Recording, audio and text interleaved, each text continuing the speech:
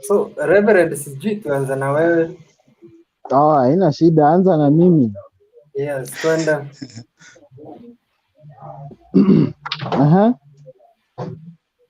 So basically the reason why mimi na support Ruto ni kwa sababu all of you the political wenye wanajiita dynasties ama wenye wanajifanya wameishi kwa hii game for a long time, wanajifanya that they are so much holier than thou that wana exclude Ruto kwa hizi mambo wanafanya. They come up with a BBI very stupid document, wanasema ati hiyo ndo inaunganisha Kenya. On the other hand, wao wenye wanafanya kuunganisha Kenya wanaitupanisha, wanaseclude wengine na wanasema ati inataka kuunganisha Kenya. Hiyo ina make sense anyway? I don't think so in my side. Bob.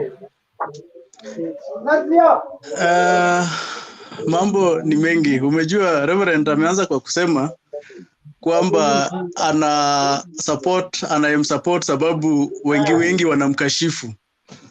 I find that to be very interesting.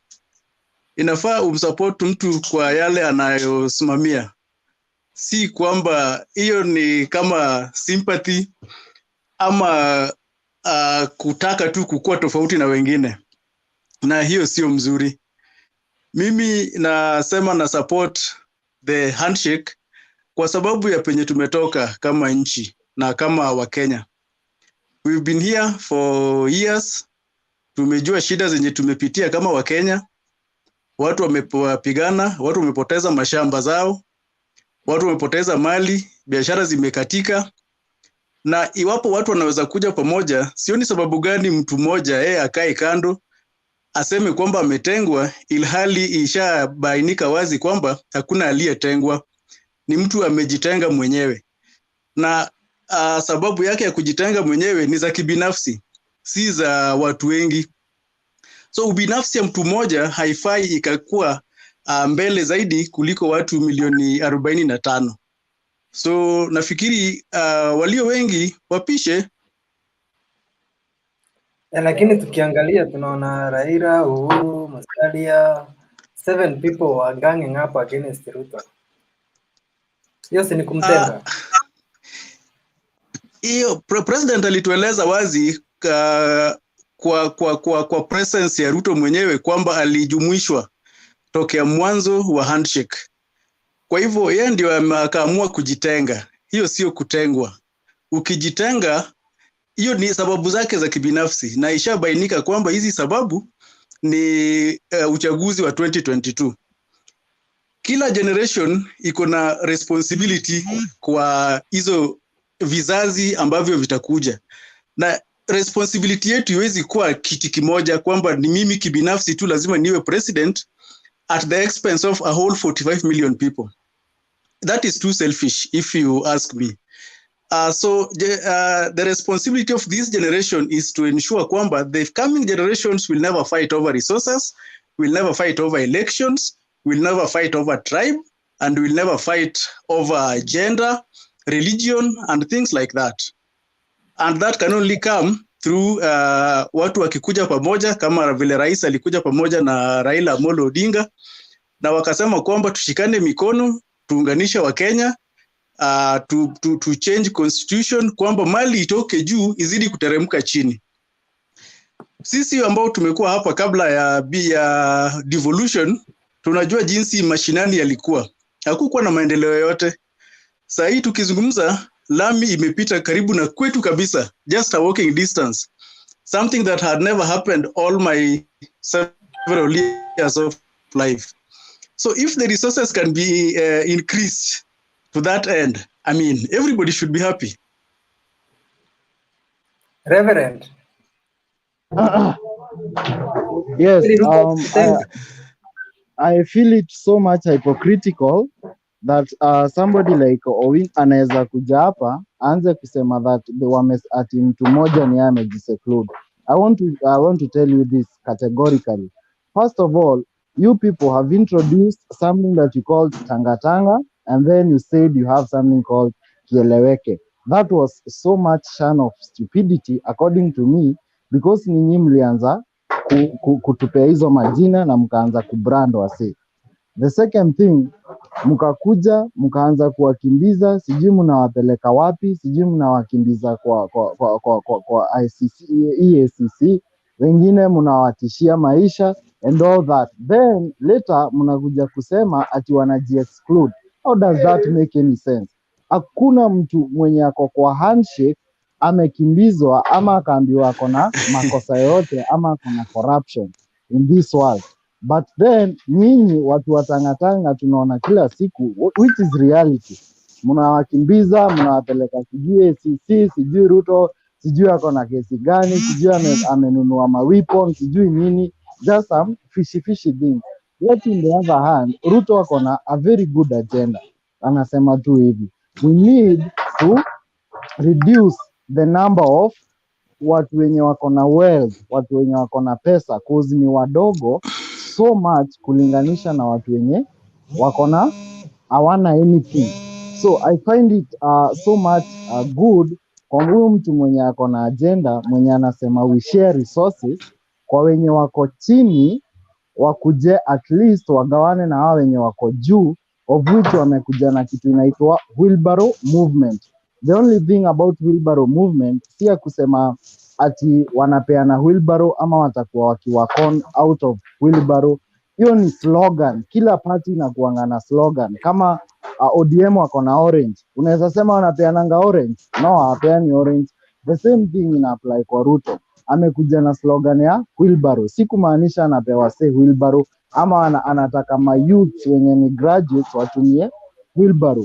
Hiyo ni slogan ya kujimarket na pia kuonyesha yeye ako na watu wenye wameanza chini anataka waende juu, of which ni ukweli. Ukiangalia ekonomi ya saa hii maisha imeenda juu, unalipwa do, ukitoa for example unalipwa, mtu anatoa salary ya 40,000, hiyo salary hadi ikusaidii, auoni kwenye inaenda. The reason why ni kwa sababu your Uhuru, your God into quote, your president who wenye wameungana na Uhuru, hao watu wawili wamedragi economy to the other end, wamekopa kila kona, wameanzisha maproject zenye ziko na T9. T9 ni watu wenye wanakulia, waliwafanya waingie kwa kiti, sasa hivi wanataka kukula.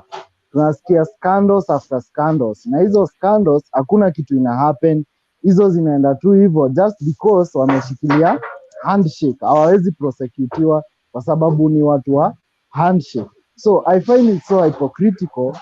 Most of you people wenye wanasema wana support handshake, of which hao watu wamelala chini kuwapumbaza na kuwafanya watu hawajielewi, so that wanaweza endeleza hizo tabia zenye wako nazo. Like now deni yetu iko juu sana, hatuwezi hadi sustain economy yetu. Imekuja sijui 3 point something trillion, of which hatuna pesa unless tukope to sustain hiyo economy. Na hizo pesa hata tukikopa zinaenda kwa personal accounts, zinaenda kwa watu binafsi. So I find it so sick nikisema mna support handshake, of which imedrag everybody. Lakini labda unasema wheelbarrow ni slogan, but nimeona alikuwa anapeana wheelbarrow zenyewe. Yeah, of which alipeana so that slogan yake iendelee kukuwa na jina. You must have something to market yourself. Hawezi come from nowhere au julikani. Na alikuwa anataka kuanzisha na watu wenye wako jobless, wenye hawana anything, aanze nao kutoka chini, au watu wenye hawana kakitu. At least ukienda unaenda mjengo na wheelbarrow yako. Reverend, watu wanauliza mbona umevaa mask? Ati? Watu wanauliza mbona umevaa mask? Utoa face mask. Waambie waache kutoka topic. Hii ni serious issue. Hii ni kitu ya ujinga. Yenye nasema handshake wamejazwa nayo. Mask ni nini? Hiyo ni issue. Chenye nimevaa ina kuhusu nini? That is nonsense according to me. Na hiyo ndo kitu imejazwa na watu wa handshake. Stupidity ina run out of their head. Which I find it so sick. Labda niseme kidogo. Ongea wewe. Kwanza turudi kwa tangatanga na kieleweke.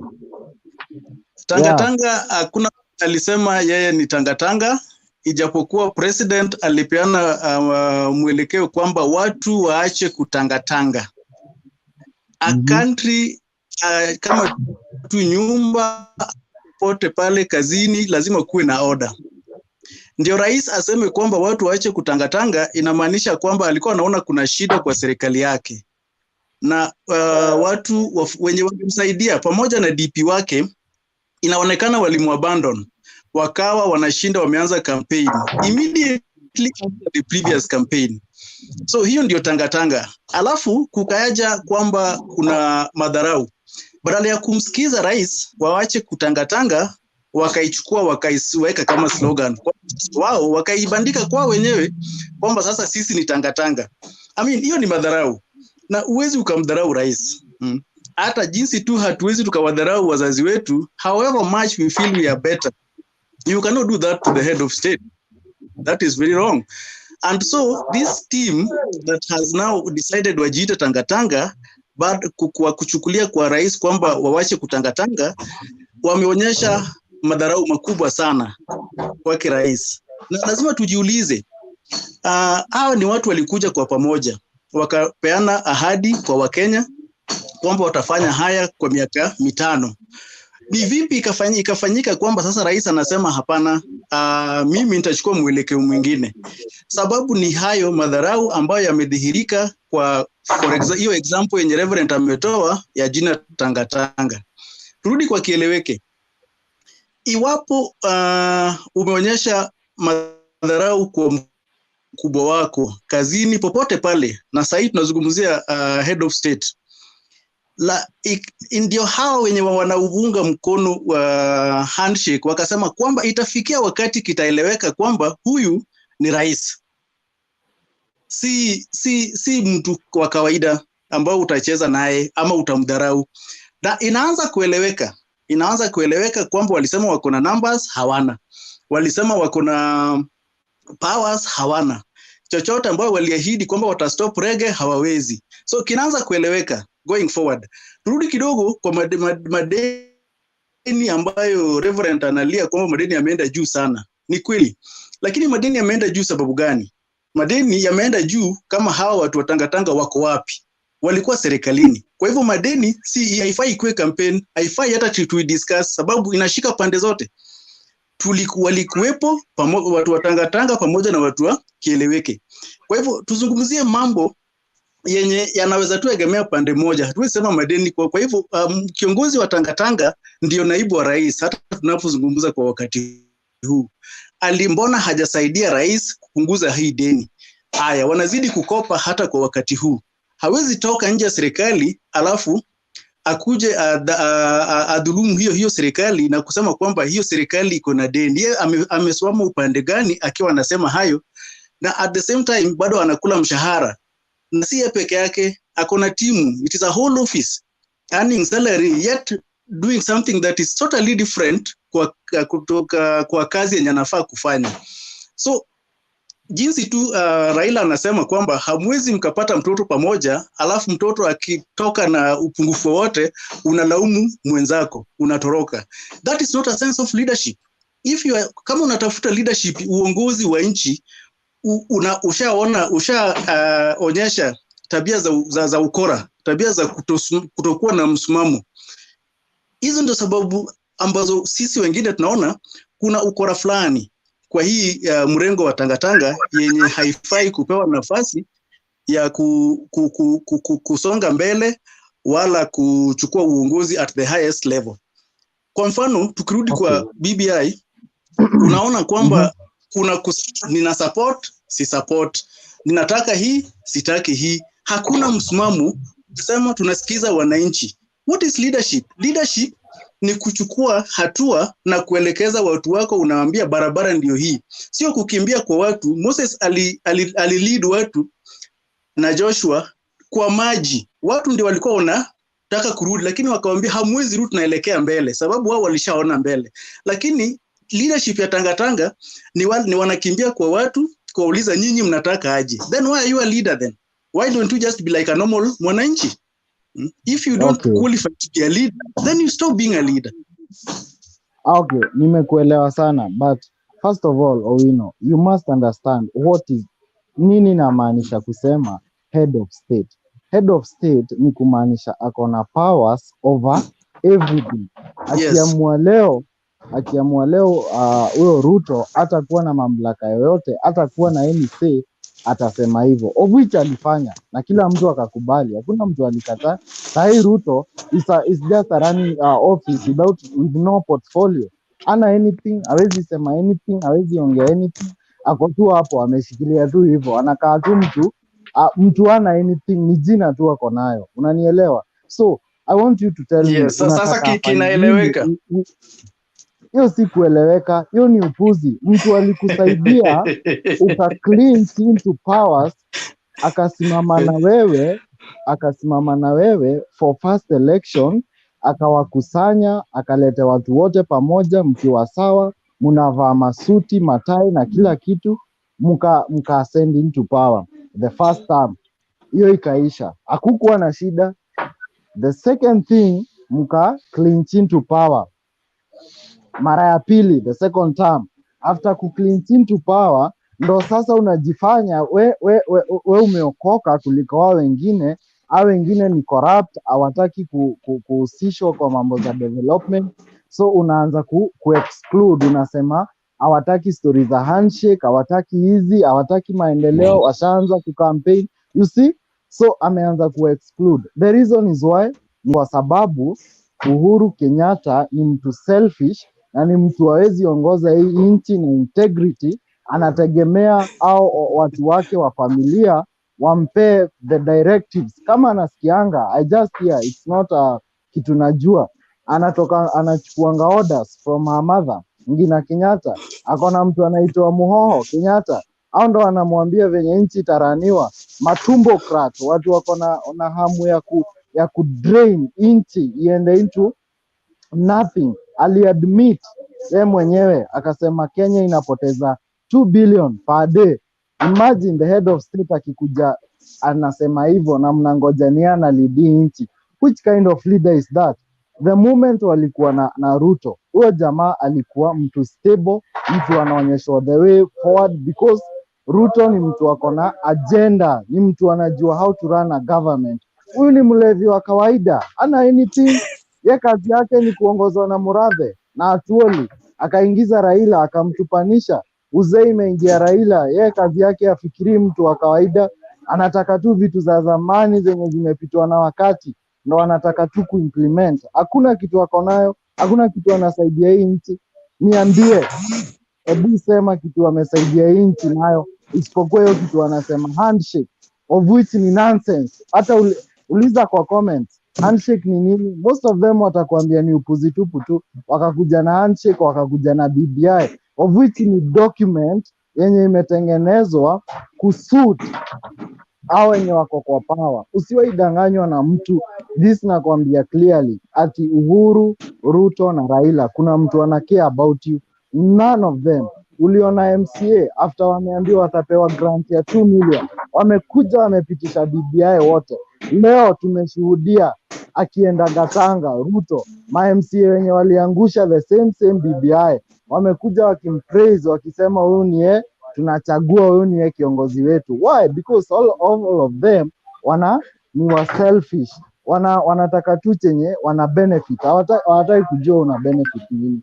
So Bobo Wino mkiwa na Mutembei diehard wa handshake, na waambia mtoke kwa hiyo mrengo, muwe wanaume waadilifu, wanaume wanafuata principles, na wanaume wenye mipango na mwelekeo, si kufuata upepo juu pengine wewe sijui unampenda Raila, ama wewe sijui unampenda Uhuru ama nini. Tufuate sera za mtu, tuache hiyo upuzi tuko nayo Kenya. Na mimi naweza waambia hapa, mtu ako na the future na agenda ya hii country ni none other than the fifth president of the Republic of Kenya, the president of this Kenya starting from 2022, Mr. Honorable William Samoei Ruto, the fifth president of this Kenya. Whether you like it or not, kama mnataka kutumia deep state ya akina Murathe hata ana idea ya hii nchi, ana anything. yenye anasema kazi yake ni kutishia watu, sijui tutawafuta, sijui on Monday tumewapea notice, sijui nani tunamtoa kwa hiyo ofisi. Just stupidity. Badala uende na sera na vitu zenye zina make sense. So mimi naweza waambia, nikimalizia, sitaki kuongea sana nisiharibu. Nasema tufuate sera za mtu, tumsikize chenye ako nacho, na tuache kucriticize mtu kulingana na kabila yenye ametoka na venye anakaa na history za kuwekelewa sijui wizi, na wote ni wezi. Kila mtu anajua politician ni wezi, kila mtu, Uhuru, Raila, Ruto, wote ni wezi. Tuachane na hizo story za behind, tuangalie chenye wako nacho future, chenye mtu ana propose na agenda na idea yenye ako nayo. That is my only worry. Safi. Na before bwana Mtembea uingilie kati, Reverend ameanza kwa kusema kwamba Ruto alimsaidia rais kuwa rais. Hiyo ni ukweli. Na labda hapo ndio kuna kasoro, kwamba walitake advantage, wakafikiria kwamba now they are indispensable, kwamba ukishamsaidia mtu akakuwa rais, hakukuwa naibu wa rais. Ruto naye akawa ni naibu wa rais. There can only be one president at a time. So inaonekana DP alitake to the next level, aka-assume kwamba wanatoshana. Hiyo ndio labda kosa yenye watu wa mrengo wa tangatanga wanafanya, ku-assume kwamba Ruto is an equal principle as a president.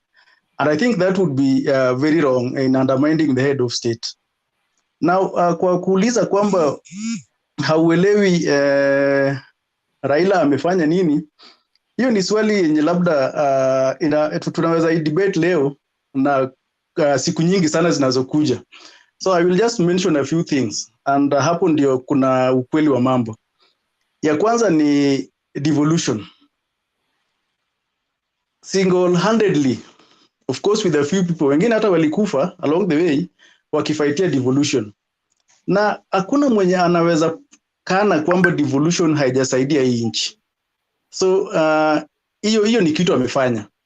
Ya pili ni kufaitia space, yenye hata sisi tunazungumzia saa hii. We can easily even call, those people in high offices stupid, and we are okay. Those days, hata kuimagine kwamba you could just talk carelessly about head of state, just kuimagine was treasonable. So that is his contribution, and we must give that to him. Tukitaka kusongesha nchi mbele, hatuwezi revise history. Lazima tuiaccept jinsi ilivyo na tuseme hii ndio ukweli, hii ndio historia yetu. Kwa hivyo mchango za watu binafsi hatuwezi assume kwamba hawakuchangia kwa development ya country yetu. Raila has done his bit. It is just unfortunate kwamba bado younger people hawajitokezi na kuchukua msimamo. Wanataka wakuwe led na watu, waelekezwe na watu, badala ya wao kulead, na imeleta changamoto sana. And that is why most older people are still on the stage, sababu sisi watu younger hatujachukua msimamo tukasema we want this country to go in this direction. Nikiguzia tu mambo ya wheelbarrownomics, it is sad state of affairs kwamba tunaweza zungumzia mambo ya wheelbarrow kwa muongo huu. It is kwa hii century, it is really a shame. And especially kwamba ni kitu inazungumzwa tu na mdomo, nobody is structuring it. For a long time watu wamezungumzia CDF, it was unconstitutional, so they are trying to put it into the constitution. You cannot be promised by somebody who wants to be the president kwamba ataweka mtu wa wheelbarrow State House. Those are campaigns, and you cannot campaign 2 years to the line kwamba utarun government na mtu wa mboga. That has been happening all through. So those people who are buying such ideas are like the ones who are buying Raila Odinga of 1997. By the year 2022, bado tuko kwa ile state ya Raila Odinga ya 1997. So hiyo ni nyuma sana. Kevin. Yeah. Bambia, why support your candidates? Why do you support BBI or reject it? Okay, starting with BBI. Mhm. Big question that I have about BBI. In 2010 Constitution, we still see the police brutality. People are being killed. There is no any implementation of 2010 Constitution. Why do we need BBI right now? I mean, we still a long way to go with the 2010 Constitution, of which I feel we are burdening our Constitution. We are talking up something. I mean, we are interested in small things rather than focusing on what we have, implement it fully. Then I think, and Kenya, by the way, it's a small country. That's like 2 states in America, where it's led by governor. And for sure, we don't need 600 MPs. For what? Again, if I ask, like wheelbarrow in Kenya, how many companies do we have? I mean, we need to think of self-employment, right? The main idea of wheelbarrow is self-employment. You need to wake up. You don't need to get employed. I mean, think of something. Start small. That's a small step. And again, we need to be. I'm supporting William Samoei Ruto, but honestly, what is the main agenda of BBI? BBI inatupea na left na inatuibia na right, of which the force of the left, of which you are injecting to a mwananchi, and the force you are taking on the right hand is very iko na nguvu, unaona. So utamuibia mwananchi a lot, and you are killing him, of which I support William. When William say we want to go for choice, I support that. Multiple choice, hatutataka mingi hapa, tutatoa hiyo, of which hata wewe, hata kama wewe ni wa Raila ama wa nani, kuna vitu utapenda hapo, of which yes, tulikuwa na Raila 207. We love Raila, we love ideas, we love our politicians. Si ati tunadharau mtu. Hata Raila 2022, you saw what happened. Raila alikataa wa criminalize your Asla nation. You don't know what is cooking.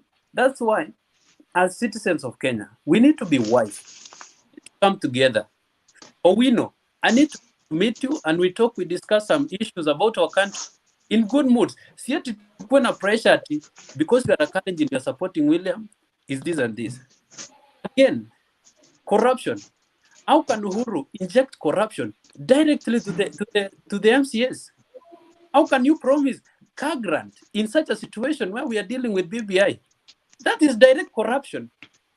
How are we going to end corruption in our country? Honestly, if I may ask, people, MCAs are not here to live. They are not here to quit for this. They will run for next year. So if you are telling me they still have one here, hawangepitisha, yes, wako na chance zingine wa run for that seat, come back, use the same cars. That is what they are. 2 million is simple exam. I mean, it's something simple. You understand, So, corruption. Again, you 2 million. Calculate all around, like, that's a lot of money. Juzi karibu sekta ya health, watu walikufa, watu waliteseka, hakukuwa na pesa. So, and for these all failures, let us get it right. To include William. William amekuwa sidelined for a long time. He's not in government. People who are running government right now are people like Murade. Murade ni mtu anaongea like, run like, like village societies, This is a country, Wezi kuja na wanasema ati we will evict deputy president from his residence, of which deputy president hapo pedestrian hapo. We hold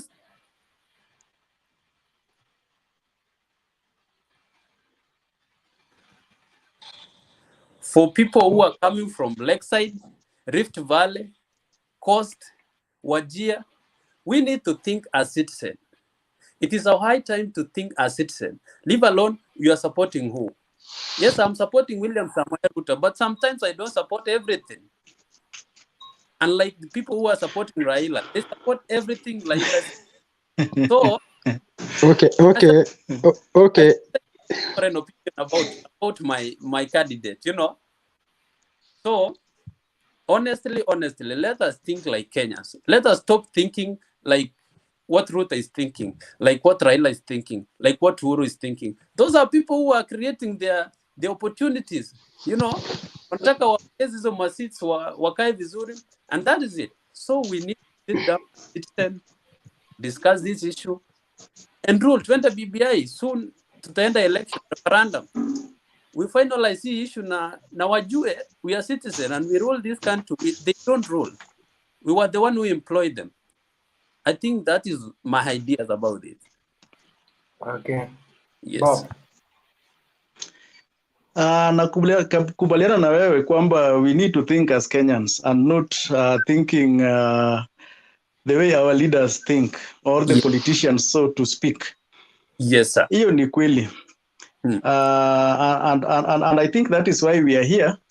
Yes. We may not support everything about Raila or everything about Ruto or everything about President Uhuru. Yeah. And similarly, huenda tukakosa kupata all the things we needed hapo kwa BBI. Yeah. And that is the reason unaiweka kwa mizani, unasema weighed against this, is it okay?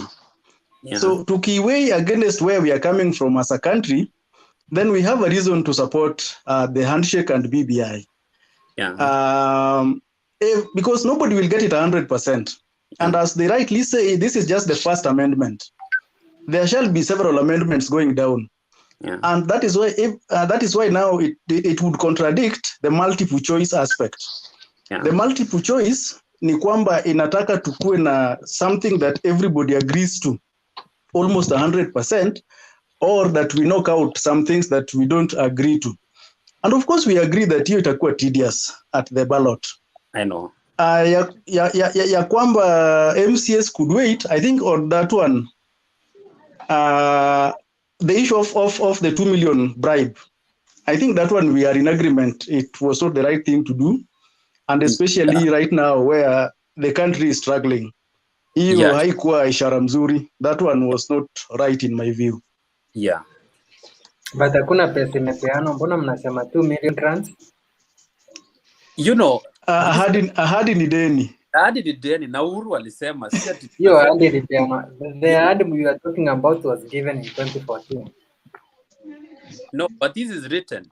This is the written. Bando kuna maswali. Yeah. Mtembei. Umejua bwana Mtembei?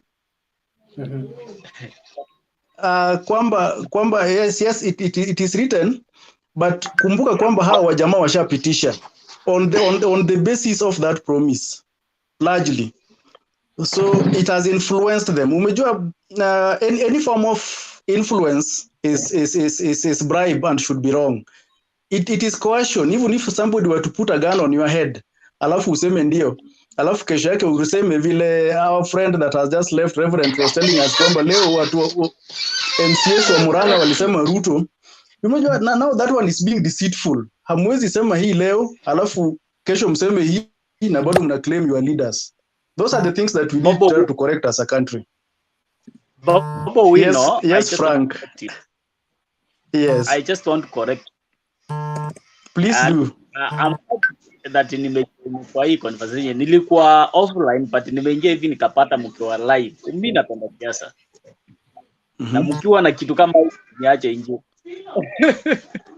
Hiyo uga-address kwa Mtembei. Mtembei is the guy. Mtembei wezaje makosa. Yeah, Code Frank. Yeah, Code Frank. Kwa familia yako. Karibu sana bana. When you want to make your family to stand strong, lazima ukue na zile vitu zenye unakuja nazo to entice your wife. kuna zile vitu zenye unakuja nao like maua, chocolate to entice your wife, and that's what nani President Uhuru Kenyatta did. Enticing MCA across the country haikuwa long. Na kama ilikuwa mbaya, saizi anaitwa Mkutata huyu lawyer anaitwa Ukia Omtata. Ukia Omtata angekuwa saizi Milimani Court, which means hiyo kitu ilikuwa direct right to the MC. Hiyo yao.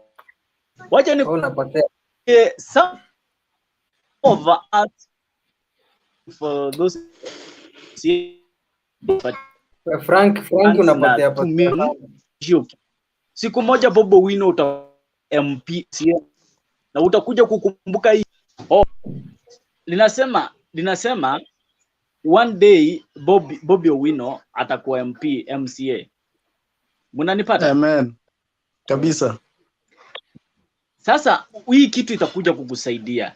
In any politics unatumia any tricks. Even your area MP atakuja kudanganye, akupromise heaven on earth so long as apate kura yako. Even your senator, even your governor atakuja kupromise heaven on earth so long as ingie kwa hiyo kiti. In politics there is nothing like promises and there is nothing like hiyo ni haki yao, ni kitu imeandikwa kwa constitution. MCA kama MP wanapata 7 million for car grants, what about MCA? Na hiyo pesa sisi walipatiwa wakae nayo, wanaenda kukatwa. Kwani kukatwa tena ushuru yao ni vibaya? Tena mlalia.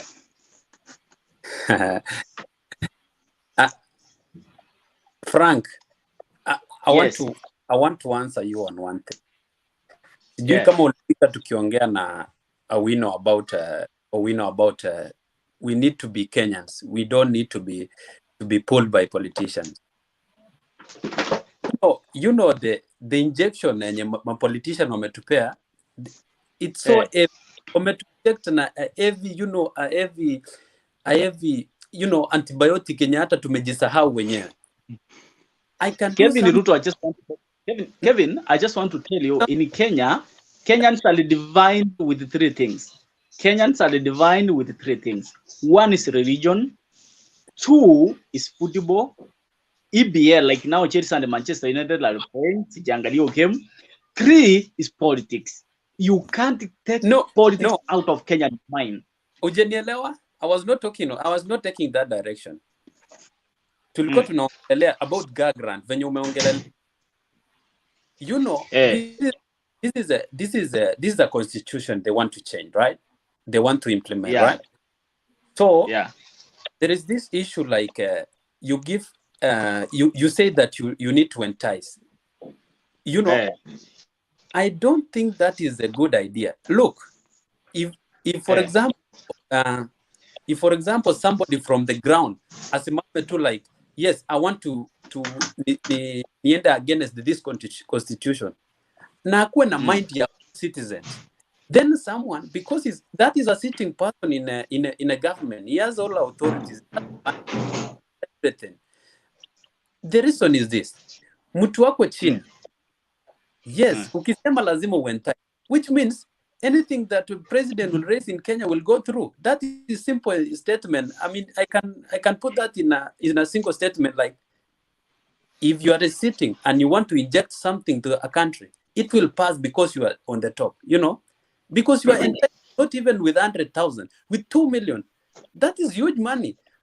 I mean, do you think let me ask you guys, current MCA wa Kenya, ngoja niwaulize, because you are losing the point. Mbona mnaongea about the EMCA 2 million? Don't you think the document itself is enticing sana kwa MCAs? Because hapa as an MCA you are getting a ward fund. Niambie ni MCA yupi hataki kuwa na fund yenye na control? At least just want to issue you can sort it out. Mbona mnaangalia 2 million peke yake? MCAs wako na magari. Mtembei, excuse, BBI vile iko hivi sasa, vile iko hivyo, hiyo document ya BBI vile iko hivi inaweza fanya mtoto hajafikisha 9 months azaliwa, because ni nzuri kwenda kwa wananchi.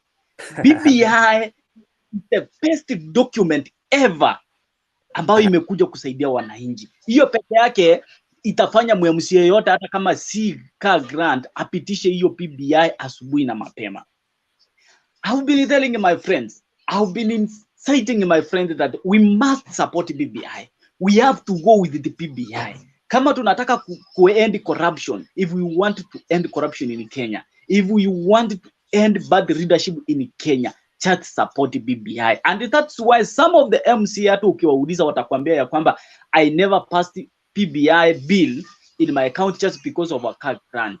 Because BBI ni mzuri. Some of us and some of my friends wanasema that BBI si mzuri, that inaenda ku create some jobs for old people.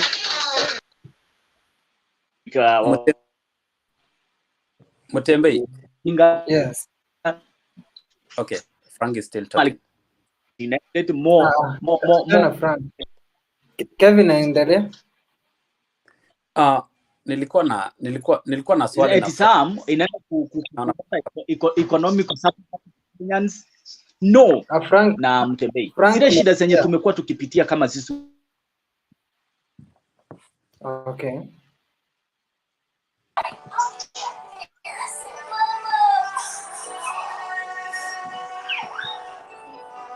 Ukiingia tafadhali zima mic yako. Mutuma. Frank. Okay. Frank. Yes. Unanisikiza?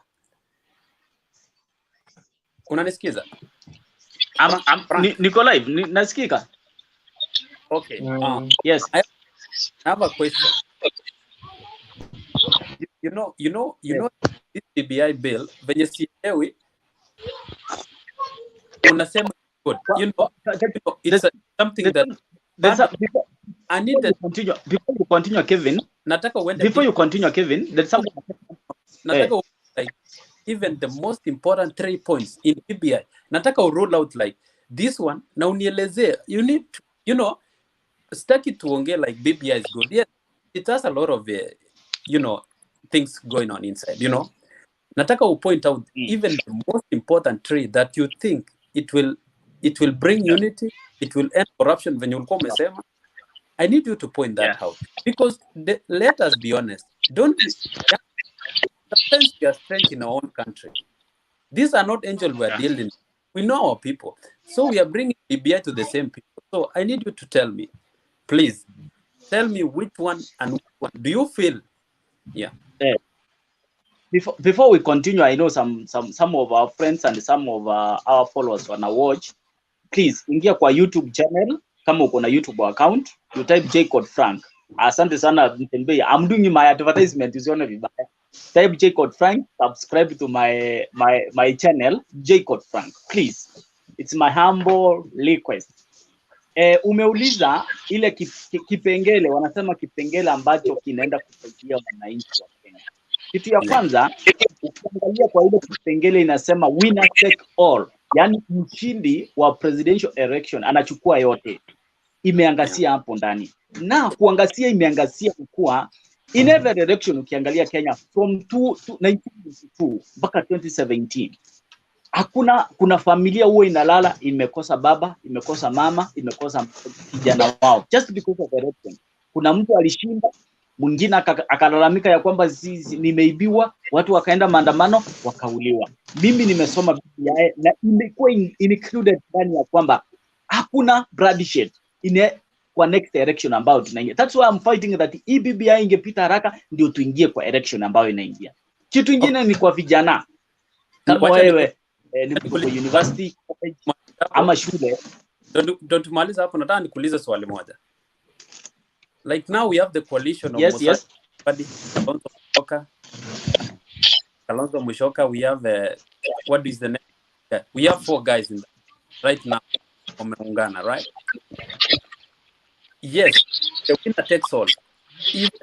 If they will lose and they will pick one opposition, like where will Kalonzo go? Where will other? I mean, they have they made, Mtaweka wapi? Umesema if they will lose. What I know, the next Yes. government itapomiwa with the handshake itakuwa the handshake government. Means our watu wenye umetacha wote watakuwa in the government. I don't Nobody care. will lose. Ilikuwa tu example. In a coalition, we don't have one person, you know. We have I'm running as president. I have my deputy. I have you know all those people, right? If we will lose, you will consider me. I was running, right, as the opposition. Where with that? I mean, do you think the other people will be good if you will choose me? Yes, I'll be opposition leader, Sikatai. But do you think that BBIC is not going to? Kevin kwa wala watu ambao huwa wanapigana in every direction, ni mtu wa kwanza na wa pili. Watatu sijaisikia kilalamika tati nimeshindwa ama ni nini. Kwanza na wa pili. Tunaangalia mtu mwenye kuna kura nyingi, wa kwanza na wa pili. Like now wewe ukaniambia kura court atakuwa na number 3 na 5000 votes, aanza kulalamika. Analalamikia nani? Ama baba from Kolomai. So you are not 4,000 votes, answer kulalamika. Tuna wale watu wamekuwa na like the president mwenye ameshinda, maybe ameshinda na 10 million, the second mwenye ameshinda akona na million, the upate ni wa court akona 5,000.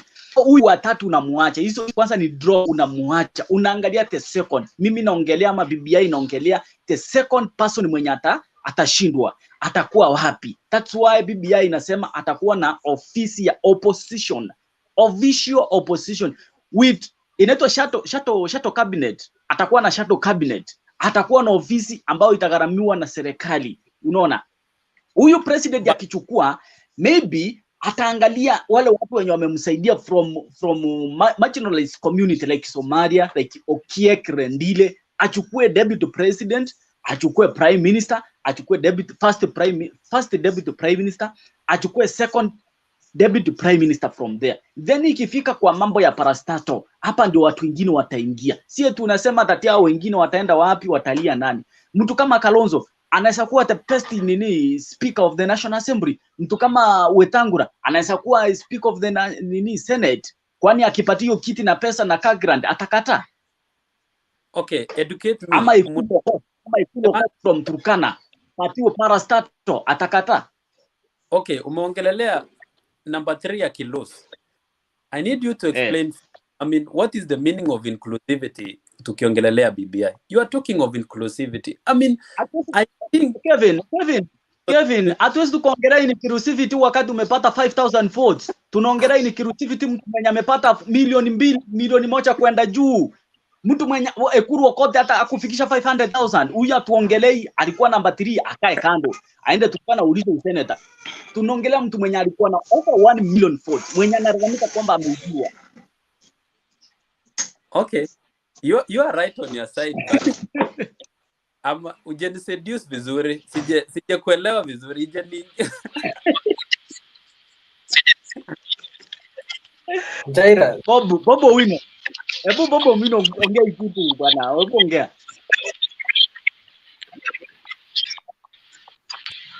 Hello. Kwanza kabisa kuna I'm sorry for that hitch. At some point I was off kidogo, so much must have been said. So I don't know exactly where I lost the plot. So probably Mutembe would bring me back on track first. Ndio nisiseme vitu zenye hazieleweki, haziambatani na what was going on. No, wanauliza BBI ina solve the question of inclusivity. Yes, to a large extent, yes. You know, once you have resources at the bottom level, once you are able to eat, once you are able to get good health, once you have good roads, once you have good education, then really you feel you belong.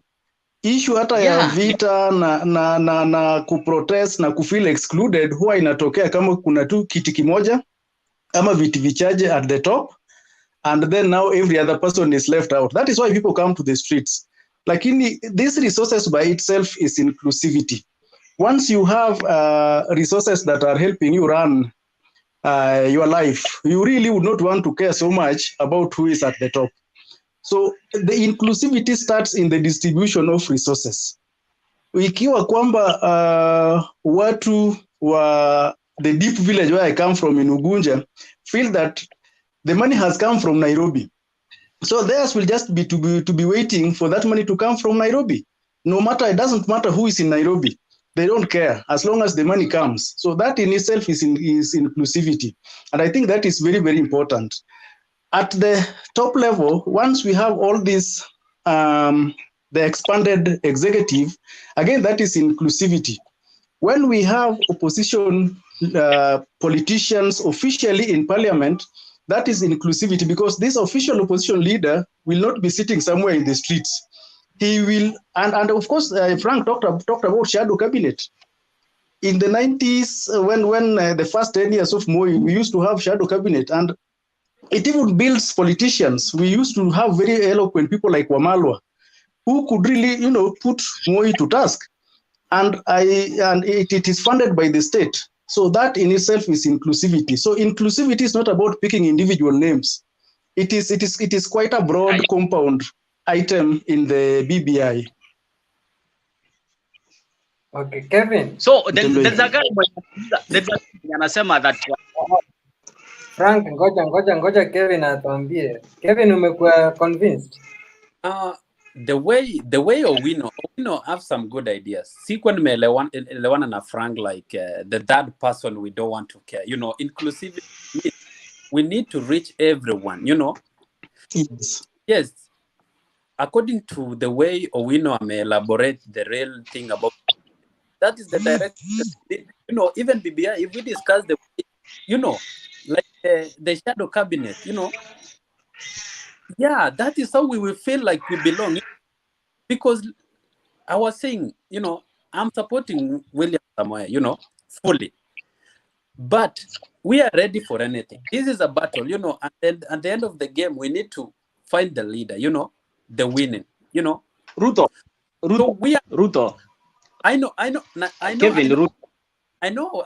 Talking of Ruto, I'm waking up. I'm working your demons. I know that guy. I know this Ruto. I know this Ruto name. If you mention anywhere, nobody will feel comfortable about it. But let it get it clear. I'm supporting William Samoei Ruto, but I will be ready to be rolled by Musalia 2022. I'll be ready to be rolled by Raila by 2022, no matter what. But one thing that I feel like we need to realize for ourselves as Kenyans, we need to realize that we are Kenyans. We need to realize that we need to talk as Kenyans. We need to work as Kenyans. Let's assume, these political-based, issues, like if we raise BBI, we take it as Ruto versus somebody else. All these things. If we come down and talk work in Kisumu, talk with Owino, Owino come to Eldoret, speaks, everybody listen to him. That is what we want, and that is where we will find the answer of our country. And coming to, our country, sometimes as citizens, we seems to be strange, It's like we are talking from where we don't know our country very well. Right now, our country economy is hailing, everybody knows that, right? So they say that BBI, sometimes I'm getting confused if it is a source of income or it is a bill that we need to find money.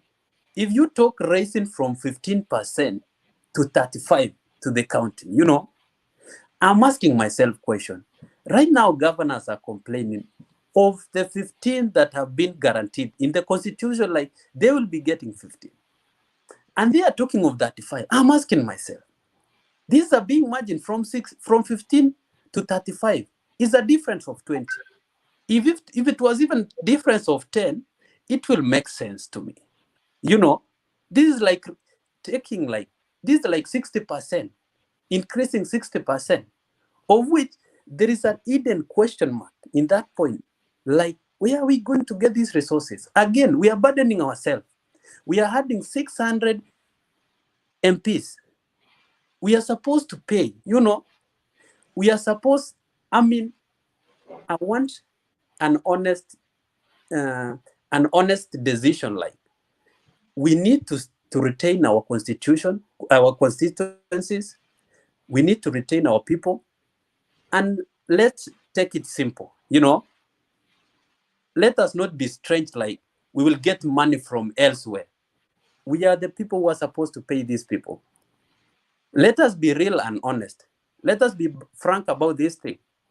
Let us, if we will change all things, I need a very honest, not just a promise, a very honest promise that this money we will get from this and this and this. Because honestly, I don't know where the country is going to get all those money. Talking of 35, that is a huge money. How many billion is that? If 15% was 4 billion, what about 35? It's a simple mathematics. So I need to be educated. Where are we going to get this money after passing this bill? Like, we need 35% in our county. Kevin, yeah. Nataka nikwambie ya kwamba umesema that kama 15% ilikuwa ngumu kufika kwa county, what about 35%? Yeah. Ushawahi sikia Council of Governors wamenyimwa 15% kabisa, apart from kudelay. Ushaisikia wamenyimwa 15% kabisa asijafika kwa county? Delay ndo imefanya country yetu. That delay, we don't but zinafika. What is the meaning of delay? Yet you have the money. Na kuuliza but zinafika, huwa zinafika zinafanya kazi. But late. What is the meaning of giving something late? Mimi nimekuuliza, ushaisikia zimekozekana kabisa. Kabisa total 15% total kabisa ichafika. No. Okay, wacha nikwambie hivi. 15%.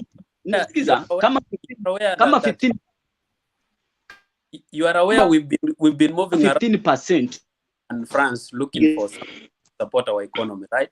I think you understand. If you know our county government and 15%, that's around 9 billion zenye tunapatiwa annually. This zimefanya kitu yenye inaonekana. Unaona? What about the 35% ikikuja kwa ground itafanya nini? Mimi namaanisha delay bora ifike kwa ground. Delay bora ifike kwa ground ifanye kazi. What about 35? Hata kama watatuletea 30 wakule hiyo 5, itakuwa imepanda from 15 to 30. That means half of the money itakuwa zimefika kwa ground. Si delay ama si delay. Hizi Ruto na kwa device pro. Hizi zote ni mayu. Let us support BBI. Wacha na mambo ya kuhidi the corner, unafika hapa kwa corner unajirudisha wewe mwenyewe. BBI is the best thing. Get it right. Labda mimi pia nijibu kidogo. Okay. Kevin na Frank. Ningefikiria kwamba hii delay na kwamba 15% haikuji kwa wakati unaofaa inatokana kwamba the architects of devolution hawajawahi pata fursa ya kuimplement. For me, that I think would be the issue. When you wali craft, the people who understand it very well hawajapata fursa. That's why because it's a part of devolution, amekuja tena kuitengeneza vizuri sasa. Ndio hiyo 15% kama ni at once and on time. Say tu kidogo. Ninaamini, I may be wrong, but ninaamini kwamba the real architects of devolution wangepata nafasi, labda kungekuwa na hizi delay. But of course, the last 10 years has been what it is. And that is why we are talking of delays. We are talking of all these things that are, corruption and so on. If the president, and I believe him, is the head of state, he gets all the intelligence anybody can get in the world. Akisema 2 billion inapotea every day, I believe him. So if the real architects of devolution got a chance to run the show, Bwana Kevin, I'm so sure labda hizo delays hazitakuwa. And that is why labda they are confidently talking of 35%. Because in their mind, I'm using the word architect, they drew the building, they drew the structure, they know where to plug that gap from. So wakipewa nafasi, I strongly believe hakutakuwa na hizo delay. So it should not worry us. Actually, that should be the reason why we need to even embrace BBI more, because it will bring more hands into the management of our affairs, as opposed to what is happening now, where tunalaumu wengine kwamba wamewachwa nje, tunalaumu wengine kwamba wametengwa, tunalaumu wengine kwamba wameingia kwa serikali, sasa wamecorrupt vitu, wameconfuse vitu. Tuki expand the hands that will be managing our affairs, and we get, different people with different beliefs, some people who mean very well for the country, then I strongly believe resources will be available to sort the 35% and even have something to sort our debts. Awino. Yes. Awino. I want to clarify this, Yes. Every Kenyan, talking of that 5, hiyo tutapitisha asubuhi hiyo, mapema hiyo. Hiyo iko sure hiyo. That was just a question cutting across, hata venye deputy president alisema we need multiple. That is obvious, the one that will go through. But that is what is giving mwananchi a hope, right? Yes. Like we did at 35. But it will make you pass another thing, that will not benefit you directly. You know what I mean? It will not benefit common mwananchi directly. So they are giving what will benefit me, then they consider themselves, give you one that will benefit you, take one for the. I mean, honestly, that is why Deputy President had been asking of this, and this is the challenge. He had been pushing for this for long. Let's have multiple choice. Kevin, no, in your family, even though ukieka multiple choice Kenya that wanaenda kufanya election, ukieka multiple choice, right? We have. I'm not hearing anyone now. Okay, can you hear me? Yes. I mean, even if it's very illiterate people, very illiterate. I mean, right now, people are exposed to all these things, actually. Definitely. I mean, how can you... Kevin, ebu nikuulize. Yes. Tukiweka multiple choices kwa referendum. Yeah. Tuseme 10 questions. Yeah. With each having maybe A, B, C, D, like we used to do during our time in KCPE. Yeah. So that is around 40 questions, right? Yeah. So 35 have answered in this way, and 35 have answered that way. Now, what do we do at that? Do we rewrite it? Do we say what happens? Because the vote should be the final verdict on referendum. Sure. So, okay. It should be supreme. So watu 40% wakisema hawataki hizi, alafu 60% wasema wanataka hizi. Do we subject it to another referendum, or do we call lawyers? Do we call experts to rewrite it? What happens? Because that I don't know very well about the constitution aspect of that, but is it envisaged that some people would say no and yes? Now, after that, what happens? Because in what the current scenario, ni kwamba watu watasema ndio au la, imekataliwa ama imekubalika, and that becomes the end of the story. Yes. Bobby, wacha nikwambie ya kwamba hii kitu hata tukipingana hapa hivi, then the only person mwenye anajua just answer me. Nisikize kwanza. Hii kitu hata tukipingana hapa hivi that we are talking about the multiple choice ama not multiple choice, mwenye anajua vile itaenda kupitishwa ni Raila Odinga na Uhuru Kenyatta. Kevin Ruto, nataka nikwambie ya kwamba wamama ambao wako na kura na hawachasoma, ukiwaletea multiple choice, uwaletea vile mnasema that referendum ingiane pamoja na next election, uwapatie six papers za president, governor, MP, MCA, senator na women rep, then uwapatie tena 6 multiple choices zingine za kupigia tena referendum. That's around 12. Mtu mama mwenye akufanya hajaienda shule, si unaona hiyo ni burden unampatia. Hii kitu mimi ningesema hivi, bila imepitishwa in every county, zile achana na zenye sikupitisha, au ni shida zao, waone wapitishe, waone wasipitishe, we don't care. Zile zenye zimepitisha 44 ama 42 tuende nazo. Wende na hii kitu parliament. Wapatie MP. I don't care kama watawapatia car grant ama helicopter grant. I don't care. Wapatie, wapitishe parliament, mambo ya referendum tumalizane hapo. Mimi sitaki kujua kama watawapatia helicopter ama SGR grant. Sitaki kujua, patie parliament. Tuongoje 2022 tupigie Raila Odinga kura tumalizane na hili. That is why, you know, this was an idea. It was an idea to muweke Ruto corner, you know. It was an idea you corner deputy to say, we watched you from far. Tulikuwa tuna intelligence, you know. Ruto is not wise. You want to tumemfungia bwana. Yeah, is selfish, no? But for avoidance of doubt, mupitishe musipitishe. We are intend to work with or without. I will promise you that right here. What from opposition or from the government? We are 2022. We will work with or without confidently. Yeah. From opposition or from the government? No, the election obvious will give us the winner. But the president wa Kenya already amekuwa decided. So sisi ni kwenda kuna confirm. Deep state. That is where we fail. Kevin. Frankly, there is a probability kubwa.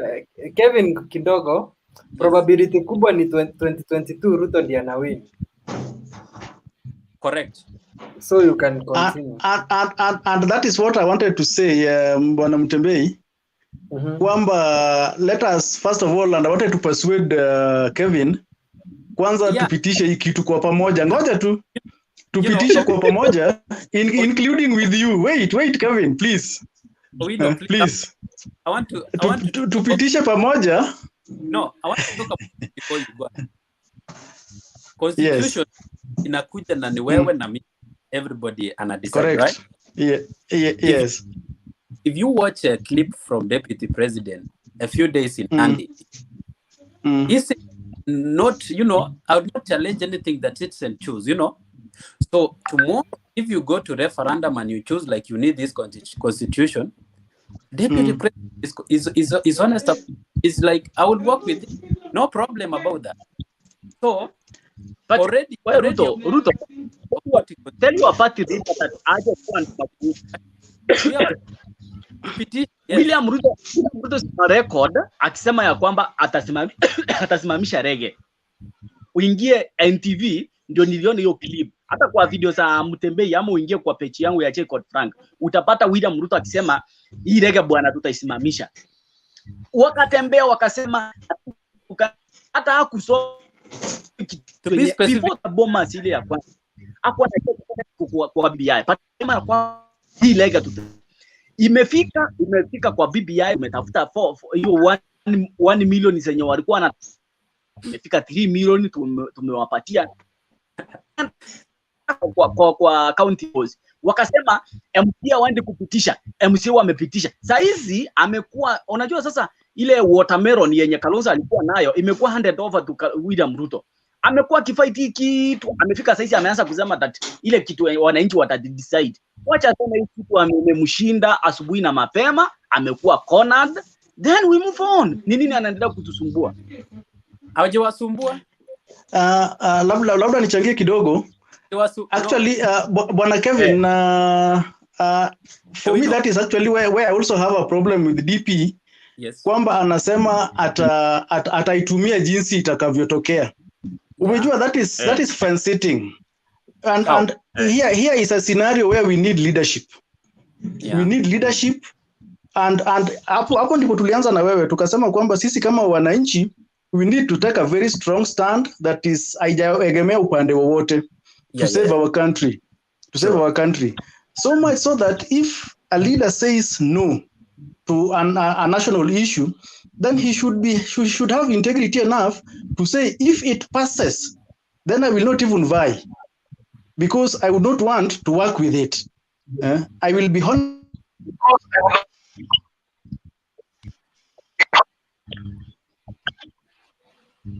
Bobo amepotea. Kwa wale watu wenye wanatazama ngoja mtembee kidogo. Kwa wale watu wako live wanaangalia, please ingia kwa YouTube yako, please naomba ingia kwa type J Code Frank kwa YouTube yako, then channel yangu you subscribe.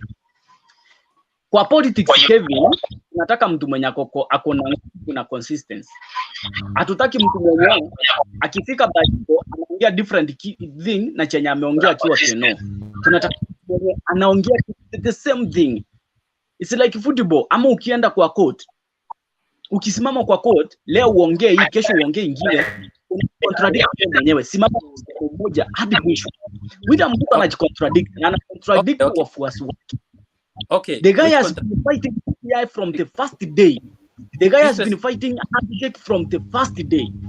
Ataki handshake, ataki BBI. Saizi anakuja kuwa duma kuwili kutuambia ya kwamba atafanya kazi na maamuzi ya Wakenya. Yeye amekuwa akituambia anaenda kustopisha rege. Rege bado inaimba. Baba alituambia ijasimama, inaendelea kufanya rehearsal. Imefanya rehearsal, imefika kwa ground. Okay, let me advise you. Mutembe is very on the post. Every time nafuatanga post ya Mutembe. Every time politician akiongea, just follow that account. If you can follow from the bombers of Kenya, the first day, the idea was in the referendum. There is some things we can fix through parliament and whatever, right? It didn't went a different direction from BBI. He didn't mention about like we don't need any change.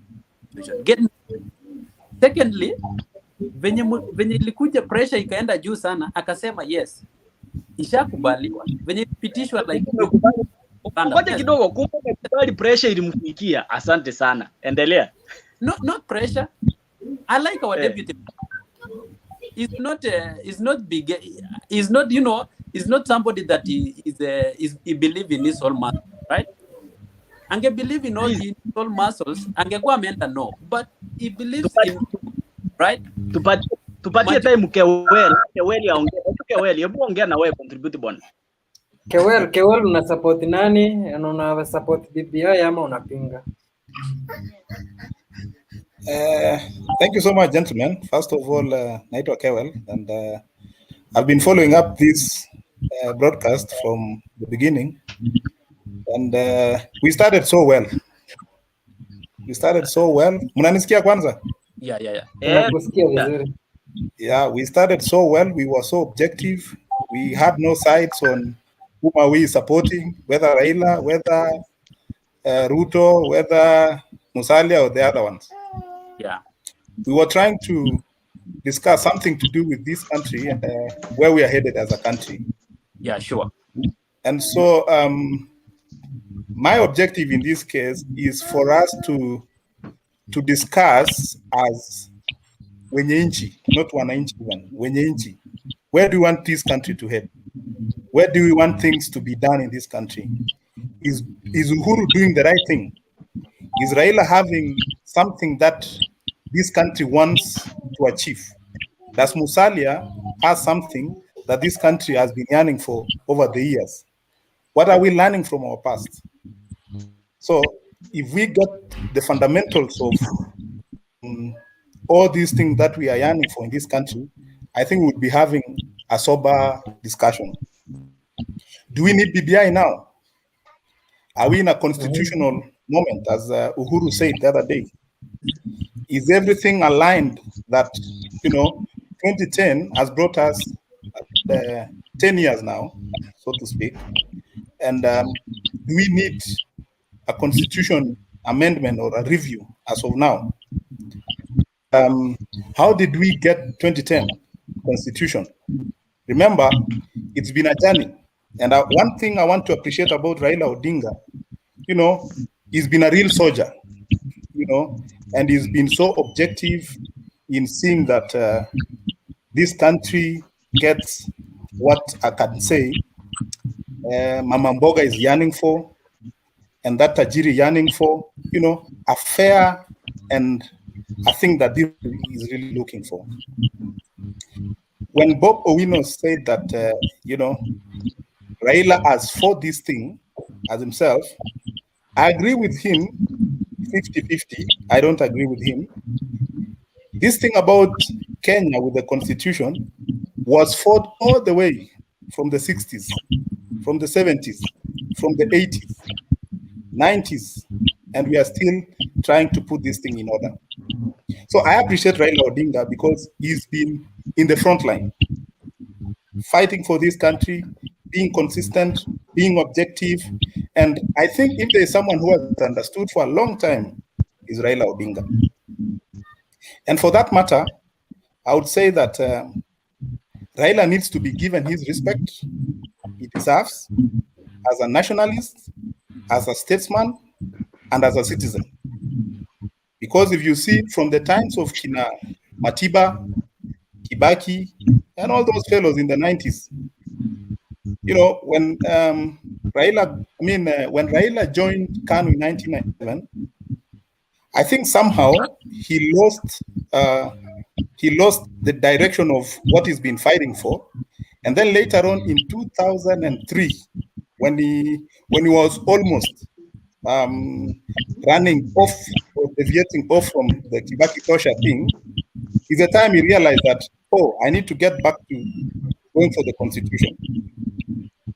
And in 2007, yes, when he ran for presidency, you know, Albefiet Kidogo, Raila has been fighting for the constitution at the same time he's running for the presidency. And these are two things which are so different from each other. Myself today, when I see BBI, I'm seeing BBI from a lens of a journey that we want to have a new Kenya with new things and a strong constitution that, you know, is good for both the rich, the middle class, and also maybe watu wa chini, which I don't really think that kuna mtu wa chini hapa Kenya. So Raila Odinga should be given respect by being consistent in fighting for constitution in this country. What I only disagree with Raila Odinga is when he uses the same platform of running to see that constitution, you know, journey in this country is achieved, is when he ties together with his journey to presidency in this country. That is where he goes wrong. And you see, when you're running for a constitution, we need to have the real fundamentals and objectives that this country needs. And first of all, do we have the national ethos in this country? Where are we looking at this country in the next 100 years? Where are we looking at this country in the next 200 years? Constitution making is a process. And we want to make a constitution whereby if I'm at State House, so to speak, or I'm off State House or in leadership, it benefits me by and large. So it doesn't mean that I should create a constitution that works for me or that works to suit my competitors. So Raila Odinga has been a champion, but I only disagree with him when he mixes the two. Running for presidency at the same time challenging for constitution. It doesn't work like that. You either go for constitution or you go for the presidency. And that is why they've been so, this thing about, in BBI, they're saying we need to separate 2022 and the BBI. But by and large, when you see it politically, it's a tie-to-tie thing. If we today challenge constitution, I mean, we challenge what is happening now, I'm telling you, we are not close to anything like, you know, trying to make a better constitution for this country post 2022. Can I say something? Why do I say so? Yes. Why do I say so? Remember, in 2010. Can I say something? Ngoja maliza. Remember in 2010, we had the committee of experts. And committee of experts, they were drawn from all quarters of, you know, from all walks of life. we had, the professionals in the legal field. We had people from the technical part of it. We had all people from all walks of life, and that committee of experts took us, in a journey for us to realize that it's really time for us to make some change in our constitution. And so to speak, that 2010 constitution has been the best. And we always hear everywhere we go that Kenya has the best constitution. So if we delve into the BBI document that is, there are some things actually, and it is so factual that they will not see referendum. Others will be dropped off at the parliament and will be dealt as an act of parliament. But you see, some things are being carried back to our pre-2010 constitution. It is really, I can say, it's an old kind of a system to what we had already achieved in the 2010 constitution. Like, for instance, appointment of the cabinet secretaries. That thing, for me, inside BBI, something that really has to be done by the president alone. Remember, in 2010, it says that the cabinet secretaries will be brought in. The 2010 says that the cabinet secretaries will be vetted by Bunge.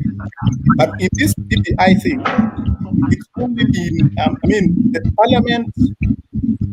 parliament will just approve what the president has already set for. So it's not really that these people who have been selected by the president or whoever will have to go through that vetting, that stringent vetting by the Bunge. So those are the loose ends that the BBI is going to adjust. Secondly, it's about the ombudsman. If it is, I think that it's being appointed by the president, you see now the executive angle, the executive arm can twist everything.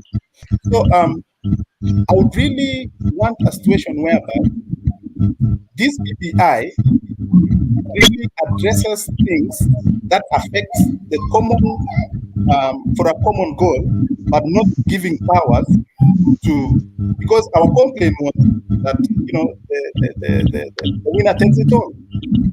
And for this case, we are seeing the president still has got the power. He can the CSS without, a proper vetting by the Bunge. He can bring in an ombudsman without really that vetting from the Bunge. So these are the things that really, if this thing is taken back a little, would achieve the best constitution.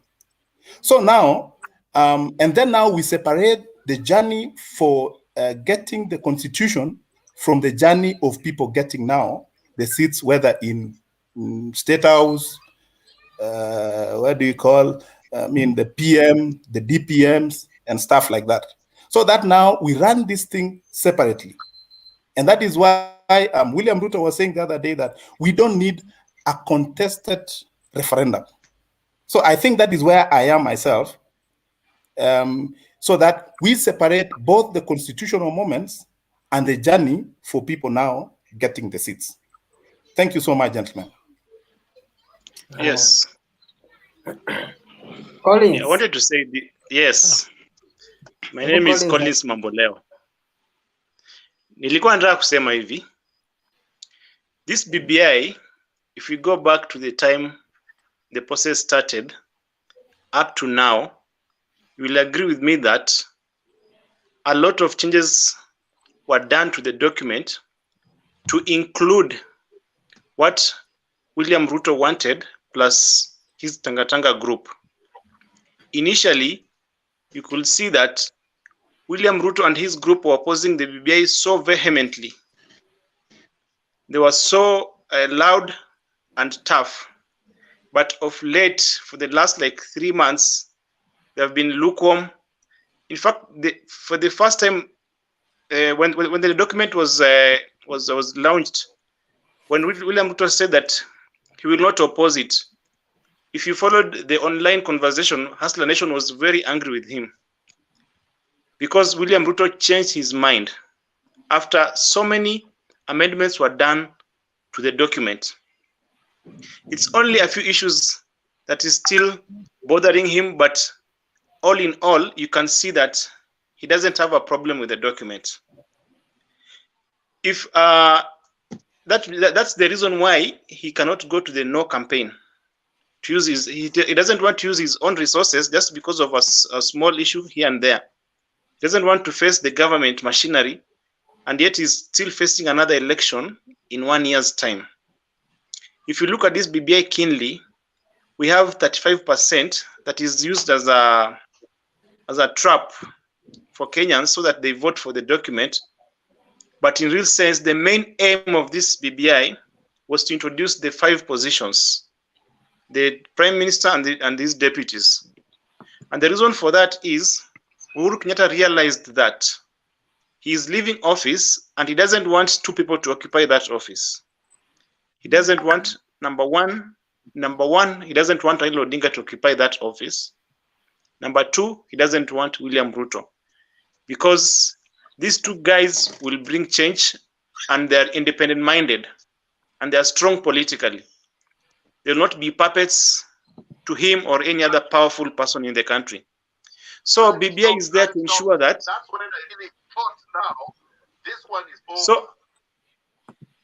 So BBI is there to ensure that Raila Odinga and William Ruto do not ascend to the presidency. How will it work? Uhuru's preferred candidates are weak politically. That is Gideon Moi or Musalia Mudavadi. So BBI will create more positions so that he can bring in more tribal chiefs and use the state machinery to ensure that his preferred candidate wins the election. That way, he believes he'll be able to prevent or block one William Ruto or Raila Odinga from ascending to the presidency. So it's all about power in the coming election, according to me. And I wanted to say something small about the 35% and why people are saying it will be impossible to be implemented. Number one, for the last 3 years, every year, delays to the county becomes longer and longer and longer. And McHugh, we're starting to pay our international debts this year. Most of them we are paying them this year from July with the new budget. In fact, we were forgiven by China. We were supposed to pay about 60 billion around March. We were forgiven. We were given some time. So from this year in around July, we are supposed to pay around 1 trillion shillings per year. And yet we collect about 1.5 trillion shillings. So, and remember, IMF has been giving us conditions for them to give us loans, which means our capacity to get loans is diminishing day by day. So if we cannot get loans, and yet from 1.5 trillion, 1 trillion will go away, we remain with 500 billion, how will you give money to the counties before paying the army or the teachers or the police or run the executive, the president and the deputy president and the others, or the parliament or judiciary? Counties will be number last on the queue. That means money will not go to the counties. And even the money that will remain will not be enough to sustain the payment of important dockets like the army, who must be paid. They cannot go without pay. So I'm seeing danger coming ahead, because the trick that Uhuru has used in the 35% that many people have not seen, they have just said they will devolve 35%. But they've not said 35% of what? Here's the catch. They will say we cannot devolve 35% without paying our debts. First of all, we pay our debts, then we devolve what remains. So it will be that 5% of what will remain. And that means the money that is going to the counties will be even lesser than what is going right now. That is my opinion. Okay, so Bob, umesikia Uhuru anangoja BBI ipite then aendorse either Musalia ama Gideon Moi. Yes. Those Bob, can be puppets or close to him. Bob They una are agree na people. Collins? Okay. Is Bob Okay, here no. ama okay. Ningependa tufuatilie vile may I spell your name well? Ni Kewel. Kewel. Kewel, Yeah. Yes. Amesema kwamba to dissociate hizi haya mawili kwanza. If we want to get it right. Tuzitenganishe kwanza vile tusiziunganishe jinsi Collins anajaribu kuziunganisha. We will not get it right. Emotions zitapanda, we will take camps and then with the debate will be lost. So tukifocus kwa BBI na manufaa zake na risks, of course hata kwamba Uhuru, kuna wenye wamesema Uhuru may want to extend his term, aje akuwe prime minister, ama hata aseme this is a new constitution, so I've not done my 10 years. All those are possibilities. And that is why if somebody strongly believed in those points, then they need to say no, even if they're just one individual.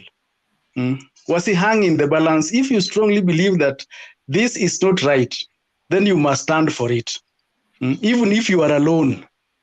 So don't hang in there useme hizi zote zitafanyika, but ni yes ama ni no, I have no problem. So for me, that would be the issue. As insofar as 2022 is concerned, I think let us pass that bridge when we get there. Kevin, Yes. Before you get lost there, I wanted to just touch on your last sentence. Yes. You saw Raila Odinga met with Kivuta Kibwana. Yes. And met with Mkisa Kitui. Yes. And for that, the whole of that week, there was parts between Raila Odinga versus Musalia Mudavadi and versus Kalonzo Musyoka. That tells you Kivuta Kibwana was being brought in to replace Kalonzo Musyoka. And Mkisa Kitui was being brought in to replace Wetangula. Then Waparanya will take care of Musalia Mudavadi. That tells you the handshake already is divided because Raila has seen the betrayal coming. Himself, he has seen it. But because you said we should not go to that route, can we address the BBI first? No. Yeah, that one can be answered. And the answer is that if you follow elections from I think 1997, Raila has not run with the same people. And that is pragmatism. Yes. For me, I like that about him very much. He does not, if your sell by date is gone, or if you have changed your mind along the way, or if you no longer believe in what he believes in, then I think, again, it is only honorable to let you go. So that includes even in the process of BBI. Even you notice that these other people also took some time, a lot of persuading, a lot of Uhuru getting to intervene. Ndio wakaanza kusema yes to the whole process. So if somebody is not seeing it the way you are seeing it, then again, you can't really struggle in the sense that you have to work with everyone. Yes, if you want to walk fast, you walk alone. If you want to go far, you go with people. But we have learned historically that Raila has never worked with the same people, either because they disagree or because people change their feelings about different events at different times. This is a guy who even ran with the people like Balala, people we did not know, Joho, even Ruto. So for him, every election is a unique one. It is a different one. It is like a first one for him. Every contest, including this one of referendum, is a unique one. Including the fact that they're working with Uhuru, is a unique one. And for me, that is good leadership. You cannot cling on to something or some people. And that is why it all started. When our friend that has now left told us that because Ruto supported Uhuru, then things must remain the same, even if it will mean 100 years. That cannot be the case. If somebody changes their course, the way Uhuru tells us, mtu akikimbia nyuma kuchukua kijiti, what would you do? Or you cannot run back. So that is pragmatism. So it should not worry you, Collins, that the people are changing, that there is betrayal and so on and so forth. Let us try and ask ourselves, are these people he is meeting adding value? In any case, if you want to remember, I think he would even be much more comfortable in the presence of Muisa Kitui and Kivutha Kibwana than in the presence of Mudavadi and Kalonzo, because these are people that he was with in the trenches from the 80s, actually early 80s, before some of us were even born. So these are people who know the struggle. And probably if it is a constitutional moment, Kewal, if it is a constitutional moment, then it is only okay to have the people who have been in the trenches. And that has been our tragedy as a country, because we are talking of debt, we are talking of delays in the remittance of the devolution funds. And I said earlier on that probably all these problems are because the implementers are not the architects. So they are struggling with a structure they don't understand. So if Muisa Kitui would understand devolution, then he will ensure that her funds will be available, as opposed to, for example, somebody like Mudavadi or Musyoka, who have been Serelak, the so-called deep state, the Serelak babies of Kanu government, all through. So you are telling them to actualize devolution, which they can't because they don't understand it. They enjoyed the state power where power was centralized in Nairobi. And you are telling them to devolve funds to a ward level. They have to struggle with that because they don't believe in it. That is true. Okay, thank you so much, Mr. I want to thanks to Kewell Collins. I think when I came here first, I was going this direction. But there is somebody, Frank. Frank came in and he had political pressure, you know. And when I was trying to raise an honest idea, he will raise voice, you know, obvious, this is political, you know, and you will have to accept at some point. So going to what Kewell talked about earlier, it is not honest actually to organize something you will come and do. How comes? From where I come from, there is something they normally say, you cannot organize a ceremony for yourself. Someone will organize for you. You will stay, you know, decent, you know, and honest aside, right? People will organize for you, wait for the day, come and walk over, you know, come for the show. So it is not reasonable. You organize everything for yourself. You organize the way you want. You know, I'll be sitting here tomorrow. I want this and this and this. Honestly, this is going to burden Kenyans. And going back, I talk about we need to think as a Kenyan, you know. We need to think as people, you know. We are taking that country to be like us versus them. So, you know, we think like Raila versus Ruto. We think like Uhuru versus Raila, of which we cannot come up with an honest decision, right? So we need to understand ourselves. What do we need as a country? What do we need as citizens? You know, rather than coming up with an idea, then you find people starting quarreling. You know, I'll go for this because somebody is doing this.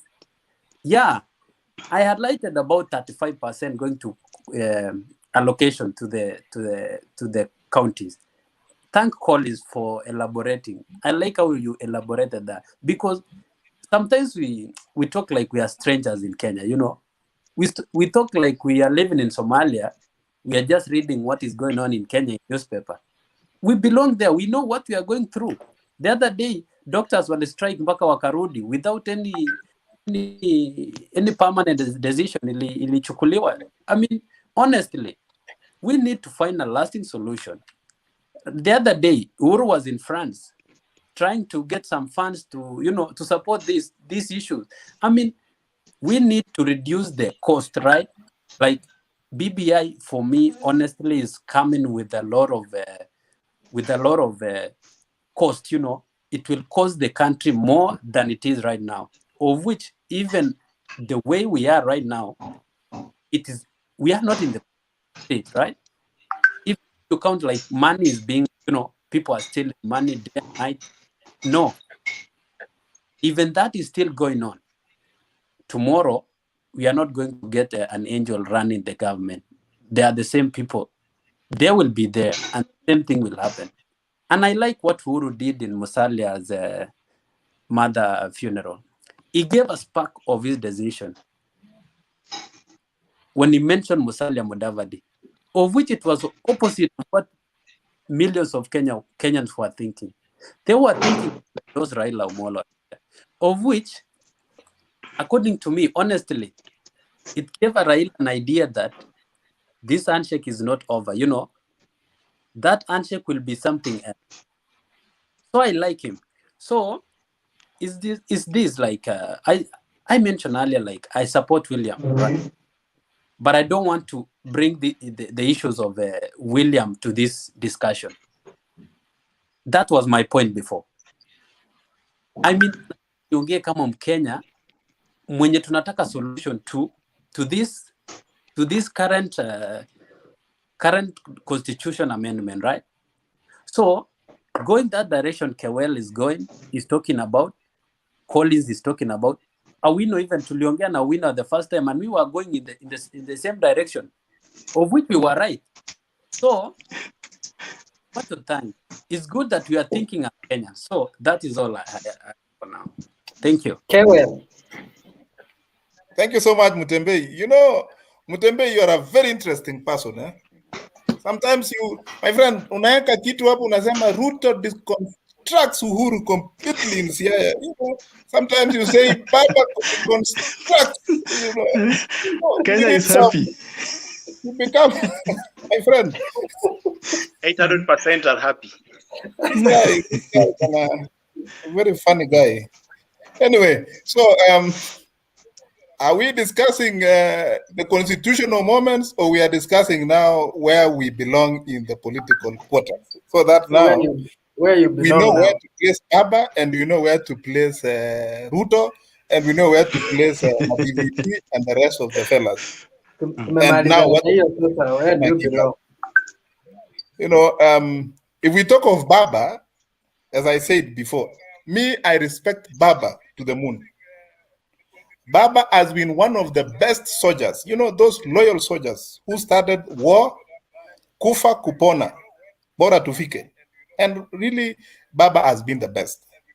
I only have a problem with Baba, as I said before, when he brings in constitution and the journey to State House. That is only where I have a problem with Baba. I don't really want to delve much about the politics of Baba in another. He sometimes also gives in some chumvi kidogo of selfishness, because all the way from 1997, Baba has been the front line of every quarter he gets into. 1997 sijui ilikuwa NDP or LDP. In 2002, the other day we got confessions that, there was an agreement in Serena, and shortly when we get down to where do you call that place? Baba akasema Kibaki tosha, and the likes of Kina Kalonzo, they missed the point. Where are we now? Yeah. And then in 2005, when now we got into the Chungwa and Dizzy, later on in 2007, when Pentagon has been formed, you remember now, 2005 was the Red Sea. Is it the Red Sea or after Red Sea? Now, guys started now going to different places. Remember, Uhuru and Ruto were together in 2002. And also...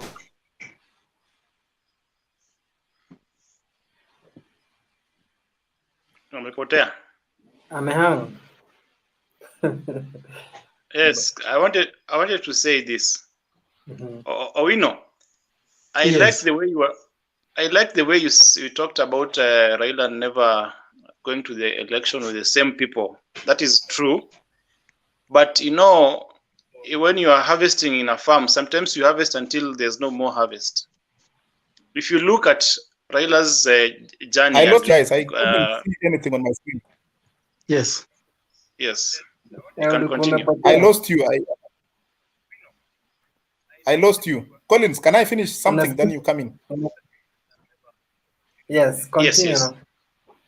Okay, fine. So I was saying, pre-2005, Chungwa and the banana thing, this is the point now.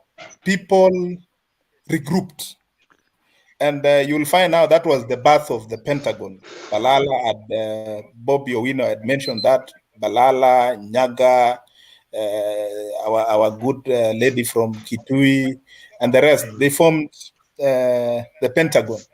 And later on, now 2007, they went for the thing, and you see now, Baba was given to be the mantle holder.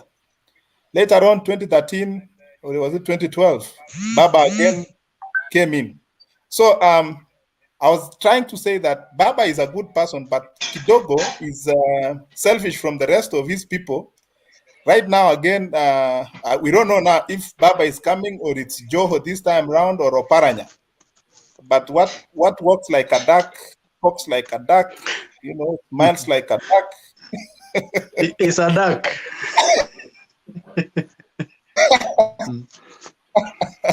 No, let's call a spoon, not a big spade. Baba is coming back to the bang, but I don't want Baba to come in with the BBI thing.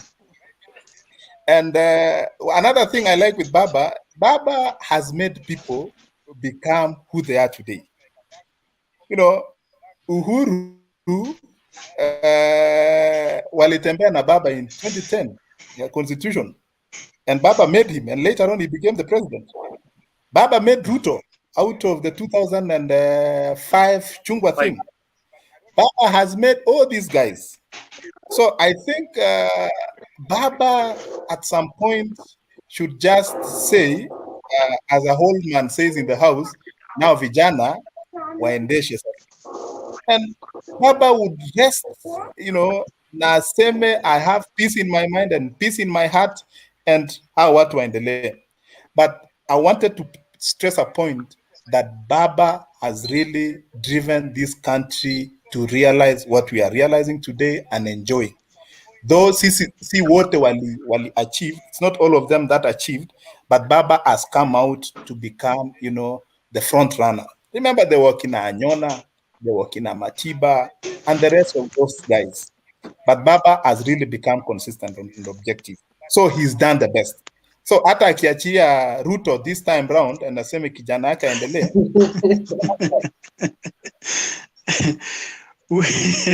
We agree. Maybe I just want to say something quickly.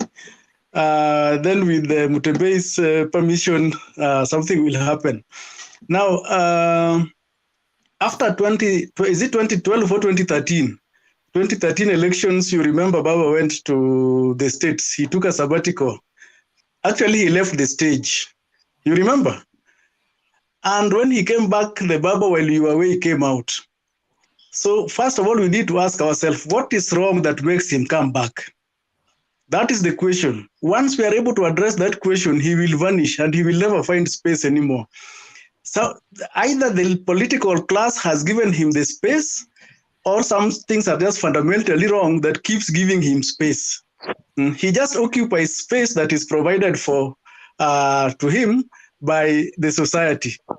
And again, that is pragmatism. He feels that he needs to do something as long as nobody else is doing so. You remember, at over 70 years, evicting IEBC, eating that tear gas, it was not a friendly sight. But who else would champion that? Who else would champion that? Remember, even the mock swearing in. Who else? Younger people vanished. Younger people ran away. So as long as the younger people are not going to step forward to fill the gap, nature abhors vacuum. And I think Baba is a force of nature. So he fills in those vacuums. That is what I would want to say. And I would want to say that I agree with all of us that we need to separate these two. But we can, as long as we are getting resources at the basic level, it will not matter who is at the top. So let us first of all get the resources, then we will deal with whoever is at the top at the right time. Thank you. Collins. Before you go, Yes. There was something I was saying concerning the political environment. I told you Uhuru Kenyatta has got his own preferred candidates or puppets because they're not strong politically. So Uhuru Kenyatta's plan is to convince Raila Odinga to retire with him. That's why we have William Ruto on one side.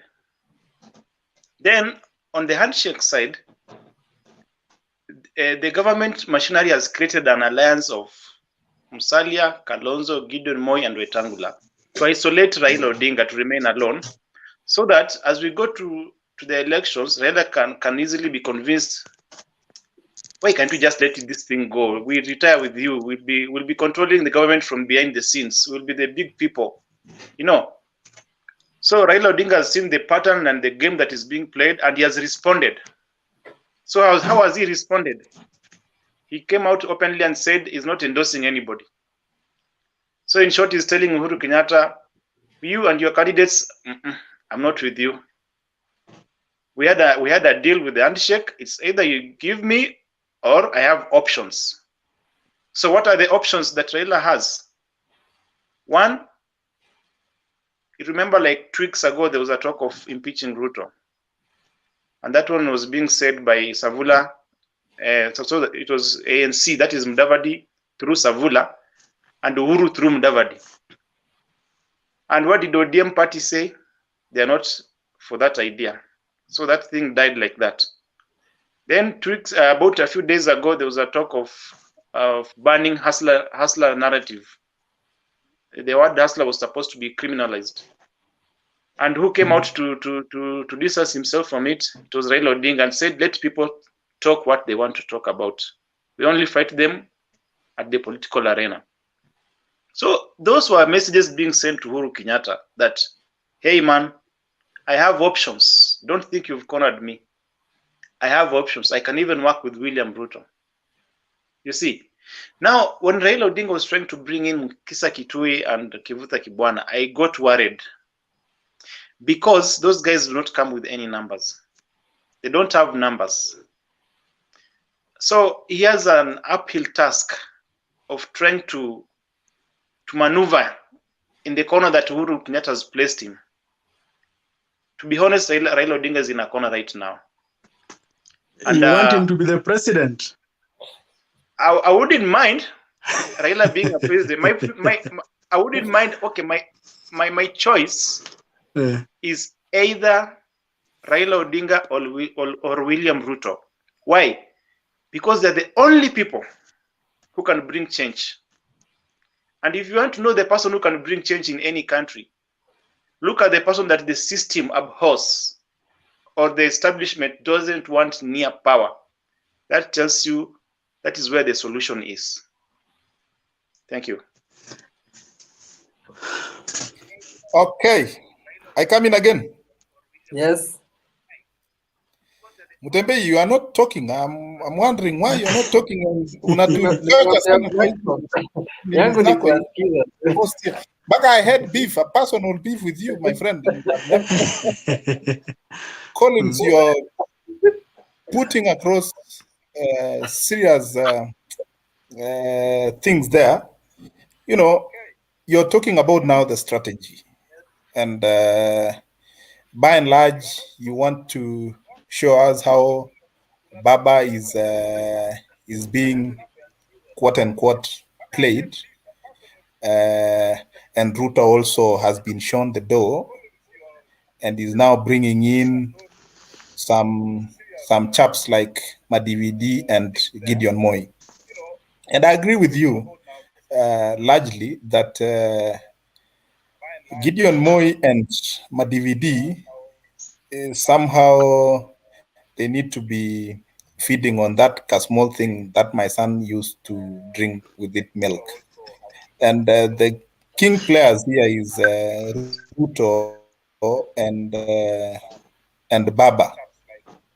And let me tell you guys, if there's a smart politician in this country, is Baba. I'm telling you for a fact, Baba has a strategy right now with him. If there's a fallback from this thing, he'll be on his second fiddle straight away. And that is why he plays it so smartly that he doesn't want really to be seen as if he's fighting Uhuru or fighting Ruto. The common theatrics between mtu wa kitendawili and mtu wa Mr. 6 months, but you see these two fellas are smart on each other, you know. And Kisempo, you know, Baba and William Ruto can work in 2022. And it is not something to be thrown to the trash. It is not a surprise if Ruto today says, I can still get 2027, but then I want to show these guys that I am a kingmaker. And we go back to 2002 moments of Kibaki Tosha, and he says, Baba Tosha. Just to show some people from some quarters that William Ruto is just an easy goer. Remember, Ruto is a very good student of Baba. And I said before that Baba has made people. And one of them is Ruto. Ruto has the tricks of Baba and has the strategies of Nyayo, and he has the cheekiness of our friend from the mountain. So Ruto can as well trade off his beat and says Baba, or he can says Kufa Makanga, Kufa Dereva, and we battle this thing out with Baba.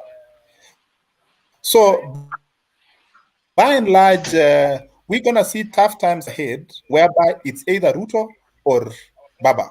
So we can't, bury that fact, or both working together.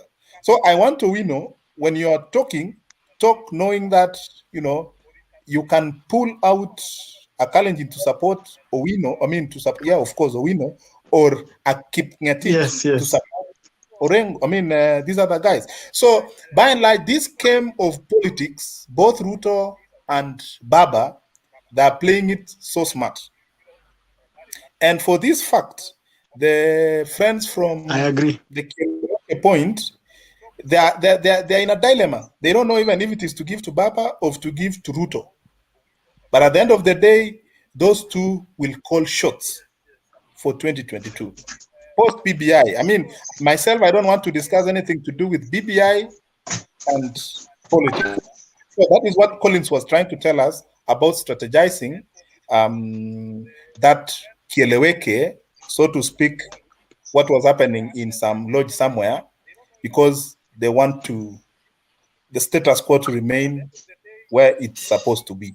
So Baba and Ruto, as Collins say, they are the people to watch. Absolutely. Kuna jamaa ametujoin hapa anaitwa Langat.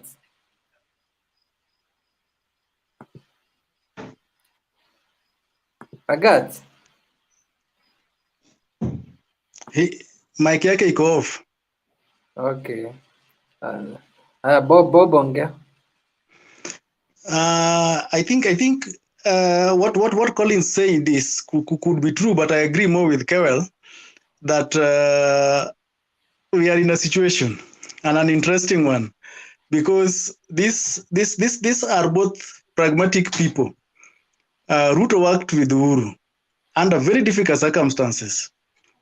Raila worked with Uhuru under extremely difficult circumstances. So we have not reached a very difficult circumstance between Ruto and Raila. So for me, that's an open door. For me, that is an open door. Mnadhani Raila na Ruto can work again together? Raila worked with Uhuru ban, and Ruto worked with Uhuru. Why not? This is politics. Raila and Ruto, they both seem to have made their mind wanataka either presidency ama president. So who will That is true, represent but there is something very important that Kewel said, that Ruto has time on his side.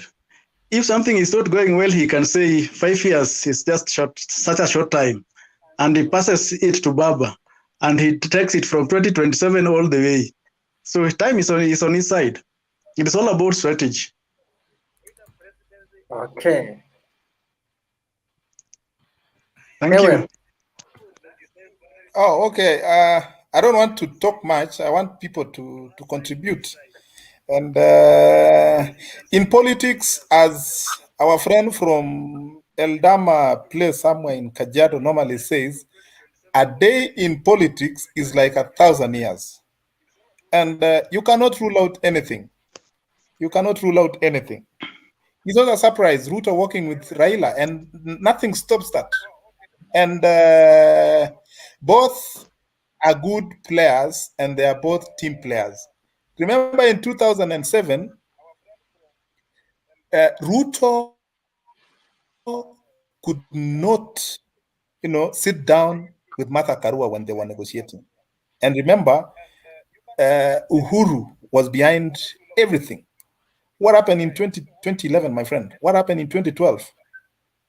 These two guys, they pulled a surprise on us and they worked together. That is now Uhuru Ruto.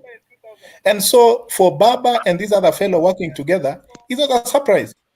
Baba might say, my friend, I'm supporting you so long as you do what I want to be done. And it is done. So it's not a surprise. It's not a surprise to me that maybe even Baba can say Ruto Tosha. Because now, at this age and time, Baba doesn't want really a lot of pushbacks and pushovers and stuff like that. He wants to be a statesman and wants a good legacy to be said after about him. And so it's not a surprise when he says that, watch a Ruto skume. Or Ruto says, because of the embarrassments I have tried to help some fellows from some place, and he says, Baba Tosha. So it's not a surprise. Myself, it's not a surprise. And for endorsements, I don't think it's something that really Baba is banking on. And Ruto has already showed that he's not waiting for anyone's endorsement. So if there are some people who are waiting for endorsements, they'll be surprised because now the two players are playing it out. And another thing is about these by-elections, the way they are coming. These by-elections will take people to a negotiating table. If Kabuchai and Matungu either goes to ODM or goes to UDA, people will go to the negotiating table. There is that other place in Kwale. I don't remember its name, Sambweni or something. It really threw Baba into a strategy point that he was surprised. He knew that thing was coming to ODM. And so the way our friend from Kajiado normally says that a day is like 1,000 days. Hello, sir. It's not a surprise for these two people working together. Thank you. Okay, sawa. Ezra uongei bando. Okay, Kewel, basi tufungie, at least tumalize hii topic. Tumekaa sana, we can now go to sleep. I'm glad, Bwana Mutembei, you did something today, Bwana. At least tuongee. Sometimes people discuss things in KTN and TV, Citizen, and the rest of the channels, and sometimes you feel like you can stand up and punch some people. Thank you for the opportunity, Bwana. We are releasing some pressures from where we sit. So next time it would be good also if we're gonna discuss this siasa of the day or we discuss the constitution, though both of them are intertwined, but then I would have really wanted us to dwell on the BBI BBI thing, the merits and the demerits, and is it really that thing that we need at the moment, or is something that people are using it just as a vehicle to get to somewhere? So I'm glad, I participated, though I came in a bit late, but it's been a wonderful time. I appreciate so much, Mtembei. Yeah, actually I'm planning to be having so much of these discussions. At least watu vijana muongee, nataka kusikia sauti zenyu. At least nikiwaambia 9.5% wana support kitu, at least mnaelewa anapata hiyo 9.5% wapi. Sasa kwa hiyo kama kwa hii forum nimeona almost 1000% wana support Ruto na Raila. So that's another one I will be posting from this. Where did you Otherwise, get the A97? Where do you normally get the A97, 5 or 2, Very funny fella.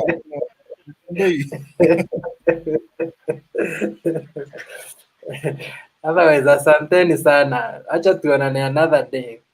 There's a guy called Bernard who just came in. Maybe he has Bernard, unataka kuongea? Yeah, kidogo. Tuambie story yako. Una support nani? BBI, Raila, Ruto? Mimi kwanza na support BBI. Alafu ya pili ni Raila.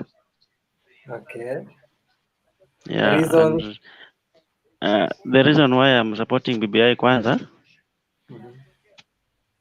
ni kwamba BBI tukiona venye itakuwa inaboresha maisha ya watu, actually to the youth like mimi. Hata mimi bado tukiongea mambo ya help hapo niko hapo ndani, so itanipatia some time before paying back the loan. So unajua hapo kwanza juu mi pia am a beneficiary, I have to support it. Alafu pia Raila amejaribu, tukiangalia tu hii Kenya from the word go, tangu Raila ingie kwa siasa hadi saa hizi najua amebaki na some years retire, lakini amejaribu. Kama risasi moja. Raila alipata kama Kenya iko somewhere bad, but juu yake amejaribu, ameweka Kenya into a state that at least kila mtu anaona kila mtu ni equal, because ukiona kitambo watu Central na Luos, watu wa Nyanza na watu wa Central hawakuwa wanasikilizana kabisa. Hiyo sitaki tutanganye, but because of Raila he has made sure that a Luo can fully interact with a Kikuyu, and that is something a sure bet. Then lastly, nataka ni congratulate sana Mtembei. I've been following you, the videos, the stream, the live videos that you post. Actually, you are not haujalala place moja. Yeah, you make sure that you stream all those videos. Lakini huwa nawakasirisha sana. Hongera sana. Asante. I don't want to comment anything because huyu jamaa amekuwa akiniumiza sana. There are some people who want to join me. I'm seeing somebody from is it Kansas or Kenso City who wants to join. Anasema kwa Kansas City, but nimemtumia link hapo na she is not joining. Sijui kama ni she ama ni Is it Kansas or Kenso? In Kansas City. Good, 800% correct. Asante sana Kewel. So Mtembei, you will tell us another time, then we can join you. Acha tutafute another day, we do the same. At least tuongee the politics sasa vizuri, because I'm sure that day siasa itakuwa imepamba vizuri. Don't forget that this week, remember Kisemwalo lipo na kama halipo laja. Remember there's somebody who said that take to the bank, take it to the bank. you know.